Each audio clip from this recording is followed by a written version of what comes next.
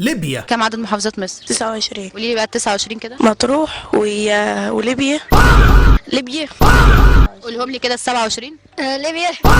العربية الأمازيغية، الشمال أفريقية، الدولة المنسية. شعب ليبيا هو الشعب الوحيد على الكوكب اللي بينادي بل بيطالب بالتحفيل عليه. ليبيا للأسف آخر كام سنة اتهمشت من كل الجوانب حتى في التحفيل والميمز. تلاقي حرب إلكترونية ما بين مصر وتونس والمغرب والجزائر كالشمال أفريقيين يعني، والليبيين قاعدين بيتفرجوا ومتضايقين إن مفيش حد بيبيف معاهم. تبص على كاس العرب تلاقي محدش جايب سيرة ليبيا. تبص على المتأهلين لكاس العالم كل شمال افريقيا اتأهلوا وبيحفلوا على بعض من دلوقتي على المنتخبات اللي وقعت معاهم. وليبيا يا عيني هتقعد تحرس القارة على ما كل منتخب يرجع من امريكا. حتى في افريقيا كله مشارك وثابت حضوره الا ليبيا. قاعدين بيتناقشوا هل الكرة مربعة ولا على شكل دونات. قاعدين بيقيموا حرب الميمز اللي ما بين المصاروة والمغاربة. ايطاليا ارض البيتزا والبيزا. انا قابلت 3 عيال طلاينة في شغلي، واحد سرسجي ايطالي والتاني من طبقة المثقفين والتالت نوعا ما ارستقراطي. والتلاتة قالوا لي حاجة غريبة جدا لما عرفوا اني مصري. قالوا لي انهم كطلاينة يعني بيعتبروا نفسهم شمال افارقة اكتر من كونهم اوروبيين. قالوا لي ان اهون عليهم يتعاملوا مع المصاروة ولا المغاربة ولا التوانسة على انهم يتعاملوا مع الشعوب الباردة اللي دمهم يلطش في اوروبا. ولاجل الكلمتين الطرش دول وعشان انا زرت ايطاليا وجاي اتفشخر بالحوار ده عليكم يا فقراء، قررت اقارن بين ليبيا وايطاليا. ومعاكم محمود عشري من 5 في عينك، ويلا بينا نبدا. المقارنه الاولى، انهي دوله حكمها حاكم اغرب من التاني؟ والكلام طبعا عن القذافي وموسوليني. يعني مثلا موسوليني اتطرد من مدرسه دينيه وهو عنده 10 سنين. عارف انت الشنطه اللي بتهدد زميلك بيها ان فيها كتاب دين فما يرميهاش على الارض؟ هو بقى كان بيفتح دماغ زمايله بالشنطه اللي فيها كتاب الدين. موسوليني اتطرد من المدرسه دي عشان غز واحد زميله بمطوه. راح مدرسه تانيه وبدا على نظافه والدنيا رايقه، راح غازز واحد تاني بمطوه جديده في مدرسه جديده وهو عنده 14 سنه. عمرك انت شفت حاكم دوله كان سرسجي وهو صغير؟ كان مثله الاعلى محمد رمضان قبل ما يتولد ب90 سنه. على الناحيه التانيه القذافي كان بيعمل شيء غريب جدا. لو انت شاب غني وبتطلع رحلات حول العالم بتشوف لك افشخها فندق 5 نجوم تنام فيه. لو انت شاب ثري ثراء فاحش بتشوف لك فيلا 800 متر اير بي ام بي تأجرها وتنام فيها. انما انت لو حاكم دوله خصوصا انها بتروليه وعلى قلبك فلوس معفنه ملهاش اخر، فاقل حاجه يعني ممكن تعملها تأجر لك قصر ملوكي تنام فيه. انما القذافي غير. القذافي لما بيسافر اي دوله كان بياخد معاه خيمه ينصبها في اي جنينه وينام جواها. ما يفرقش اي حاجه عن بتوع الشرقيه لما يروحوا حديقه الازهر ويفرشوا على الجنينه وياكلوا رنجه وملوحه. يا عم انت رئيس دوله مهمه بتهبب ايه بس؟ يهديك يرضيك مفيش. هينام في خيمه يعني هينام في خيمه. انت تقدر تخرج القذافي من ليبيا لكن ما تقدرش تخرج ليبيا من القذافي. في 2009 راح نيويورك وحرفيا دخل سنترال بارك وعاملها معامله حديقه الازهر اللي لسه قايل لك عليها. في نفس السنه راح روما وضرب الخيمه التمام في حديقه فيلا بامفيلي. وفي 2007 راح باريس وراسه صرمه قديمه لازم ينصب خيمته جنب قصر الاليزيه. موسوليني كان عنده نرجسيه غريبه شويه، كان عايز يبين للناس دايما انه رجل خارق للطبيعه. لو تف على الارض يعمل تسونامي، لو نفخ في الجو يعمل اعصار، لو عطس يسبب زلزال، لو دخل الحمام هيسبب بركان. فايه الوسيله اللي يبين للناس قوته الخارقه؟ انه يطلع للعامه بلبس السباحه او عريان من فوق عشان يبان بالجسم ده. الجسم ده بالنسبه له رياضي لدرجه خرق الطبيعه. هو حظه حلو انه مات من زمان، عشان لو جانتي شافه بجسمه ده كان سبله واداله بلوك من الحياه. نرجسيته غريبه لدرجه انه بيعمل عكس كل شيء نرجسي من كتر نرجسيته. هبسطها لك، يعني كان بيروح يزرع اراضي مع الفلاحين، بيروح يرص طوب ويرفع شكاير مع العتالين. اللي هو ترى انا راجل متواضع يا طلاينه، بشتغل بايدي مع الفلاحين والعتالين الجرابيع عشان تعرفوا قد ايه انا راجل في قمه التواضع. يا عمنا بلدك رايحه في داهيه وفي حرب عالميه شغاله. استنى بس اوريك حته كده ركوب خيل على سواق الطيارات هتكيفك قوي. لكن كل ده ما يجيش نقطه في بحر القذافي وقراراته العجيبه. يعني مثلا القذافي كان واخد قرار النسويات يستحوا يسووه. القذافي كان كان مخلي حراسته الشخصيه كلها حريم، مفيش دكر يوحد ربنا كان بيحرسه. طبعا اي شخص طبيعي هيفتكر انه راجل فلاتي بتاع نسوان ودرمغه وعربده، بس القذافي كان ليه فلسفه مختلفه شويه. يعني مثلا الرجاله ممكن تبيع مبادئها وولائها بربع كفته طحينه زياده، انما الحريم ولائها لا يمكن حد يشتريه. قال لك ان الحوار ده دليل على قدره النساء الليبيه على التحدي والقوه والمساواه، واننا في ليبيا لا نميز بين الرجال والنساء وليهم كل الحقوق المتاحه للرجال. بس معلش يعني هنحط بند في العقد كده بسيط جدا، اللي هتتقدم للوظيفه دي هتأدي قسم انها تفضل عازبه مدى الحياه. ما هو ما يصحش الحارسه الشخصيه بتاعتي تكون حامل وواقفه بطنها مبقلظه جنبي في مؤتمر. قال لك برضو انهم ميكس ما بين الجمال والشراسه، يعني هيدوني مظهر جذاب وسط المجتمع الدولي، في نفس الوقت هيطرشموا وش اي عدو، وهنسميهم الراهبات الثوريات. اسم يهز جبال من كتر الهيبه. بعد كل ده مات مقتول في الاخر عادي، طبعا بالرغم من فاشيه موسوليني وموقفه في الحرب العالميه الثانيه لما غرق ابو شنب وسوحه، ونرجسيته اللي كانت بتخليه يجبر المصورين يصوروه من تحت عشان يبان عملاق. كل ده ما يجيش خرم في غرابه القذافي اللي كان بيروح معقل الدول واجتماعات الدول يتكلم 3 ايام متتاليه بخطابات محدش فاهمها غيره، ومفيش جثه تقدر تمنعه من الكلام. هيمنعوه ازاي؟ ما هم بيحاولوا يترجموا كلامه اساسا.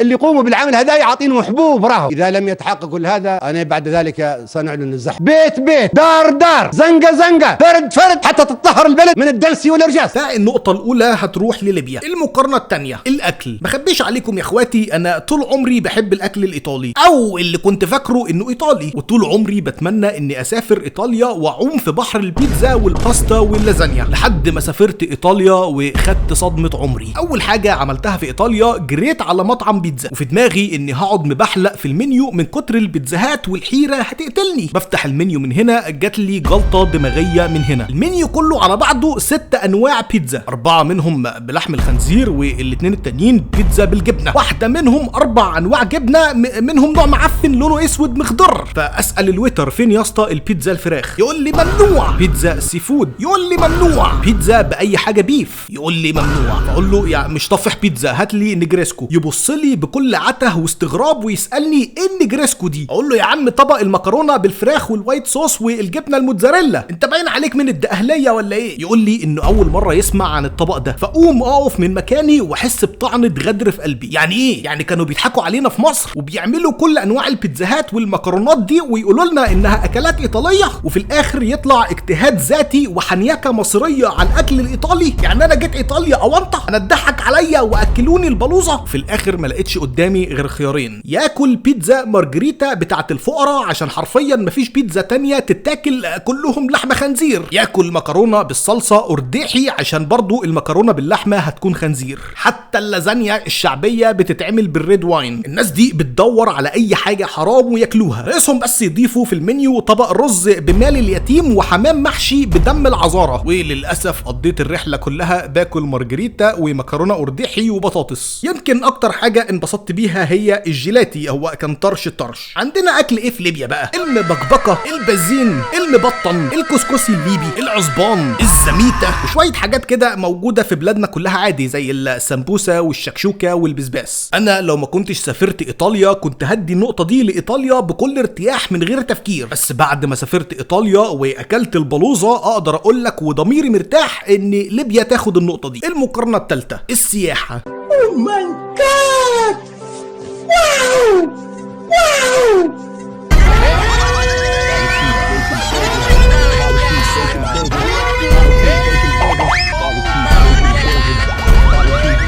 زي ما قلت لك اني رحت ايطاليا وانا جاي ازلك بالحوار ده زي اي فلوجر عربي بيسافر بره يا فقير. فتعال احكي لك شويه حاجات كده. انا رحت جزيره ايطاليه اسمها سردينيا، كنت فاكر ان مساحتها زي جزيره الوراق ولا جزيره الزمالك، يعني هلفها كلها في 3 ساعات بالكتير، بس اكتشفت ان مساحتها 24,000 كيلومتر، يعني ممكن تحشر فيها دوله البحرين 30 مره. اعرف مكان زيك قدام البحرين. فللاسف ما قدرتش اكتشفها كلها لاني كنت محتاج عربيه والمواصلات وصلت هناك بعافيه شويه، بس قدرت ازور كذا شاطئ تحسهم خارجين من خلفيه الديسك توب بتاعه الويندوز، زي شاطئ كالا لونا، شاطئ كالا فويلي، شاطئ كالا ماريولو. الشواطئ كلها البحر قدامك وفي افاق جبال خضراء. البيت اللي كنت قاعد فيه كان في حي على جبل اساسا، وكل ما اطلع او انزل منه بقرا الشهادتين. سواق الاتوبيس كان بيدرفت وهو نازل من الجبل، اقل سواق اتوبيس يحط على فان ديزل في فاست اند فيوريوس. يعني السواق لو مبلبع اباتريل ولا شارب له كاسين قول على نفسك يا رحمن يا رحيم. شفت هناك برضو ملعب كوره فوق الجبل. الجزيره عامه كانت هاديه وكلها جبال خضراء وشواطئ وتعيشك في عالم تاني. الناس فيها رايقه ودماغهم مفسيه. ما هو تخيل بتصحى كل يوم على المناظر دي، هتشيل الهم ليه؟ ده انا كنت بصحى على صوت الربابيكيا، بخرج للبلكونه بلاقي قدامي خرابه ومقالب زباله. غير الجزيره دي عامه اي مكان في ايطاليا هو مكان سياحي من الدرجه الاولى. يعني عندك روما ونابولي وتورين وميلانو وجنوا وبولونيا وباليرمو وسيسيليا وغيرهم ياما. ايطاليا عايزه لها 6 شهور عشان تخلص على سياحتها. ده في بلادنا العربيه عندنا اثار بالهبل من الحضاره الرومانيه. تخيل انت بقى منبع الرومان نفسه. انما في ليبيا فالحوار صعب شويتين بسبب الصحاري والعوامل المناخيه، بس عندك شويه معالم رومانيه معرفش الصراحه احسبها لليبيا ولا ايطاليا. عندك معبد ابولو في كورينا اللي اسسها الاغريق اساسا. عندك الجبل الاخضر المتخرتق غابات في شمال شرق ليبيا، شويه سواحل وشواطئ على البحر المتوسط، يعني زي دول شمال افريقيا عادي مفيش اختلاف. والسياحه مضروبه من 2011 والدنيا في البزراميط يا كوتش. فهندي النقطه دي لايطاليا للاسف. المقارنه الرابعه كره القدم.